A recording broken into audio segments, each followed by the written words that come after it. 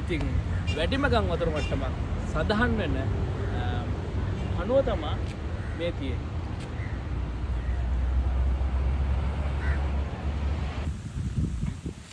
ඉතින් අයිබෝවන්. ඉතින් අද අපි යන්නේ නුවර දිස්ත්‍රික්කයට.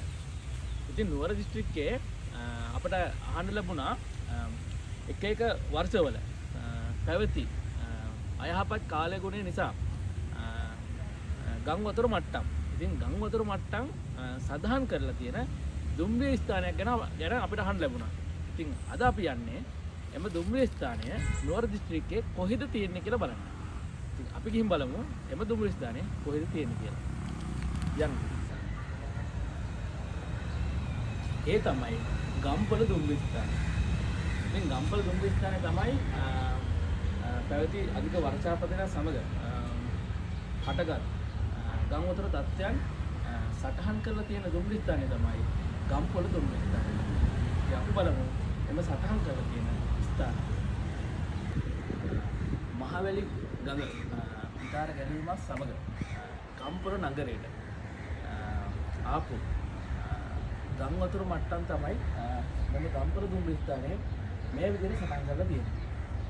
ඉතින් අපිට මේක දැක්කහම කියන්න පුළුවන් වැඩිම මේකේ වැඩිම ගම් වතුර මට්ටමක් ඇවිල්ලා තියෙන්නේ 1941 පස්වෙනි මාසේ 13. ඉතින් මේකෙන් තියෙන්නේ මේ chart එකෙන් පෙන්නන්නේ එතෙක් පැවති ලොකුම ගම් වතුර මට්ටම. ඉතින් මෑතකදී ආපු දික්ටා සුළුකුණාටු මතකනේ. ඉතින් මේ මෑතකදී ආපු සුළුකුණාටු ඒක තමයි මේකේ මේ වගේ මේ මාක් කරලා නැහැ. ඒක තමයි මේ මෙතන මේකට උඩින් මේ තියෙන්නේ. ඒක 2025 11 වෙනි මාසේ 28. ඒ ආපු මේ ගම්වතුර මට්ටම තමයි මෙතන ගාම දෙලා තියෙන්නේ. ඒ මට්ටම තමයි දිත්වා සුළුකුණාටේ ප්‍රති ගම්වතුර මට්ටම සඳහන් කරන්නේ. ඉතින් මේත් එකම ඊට වඩා ලොකු ගම්වතුර මට්ටමක් ඇවිල්ලා තියෙනවා. ඒක අනේ තමයි කහපාට කුණක් තියෙන්නේ. ඒක මොකද කුල්ලෙන් තමයි ඒක මාක් කරලා තියෙන්නේ. ඉතින් අපි එතන ගිහින් බලමු කොච්චරක් ඉතන ඇවිල්ලා තියෙනවද මොන පරිසරයේ ඒක ඒ වතුර ගම් වතුර මට්ටම ඇවිල්ලා තියෙන්නේ කියලා. එන්න යන්න බලමු. ඉතින් වැඩිම ගම් වතුර මට්ටමක් සඳහන් වෙන අණුව තමයි මේ තියෙන්නේ.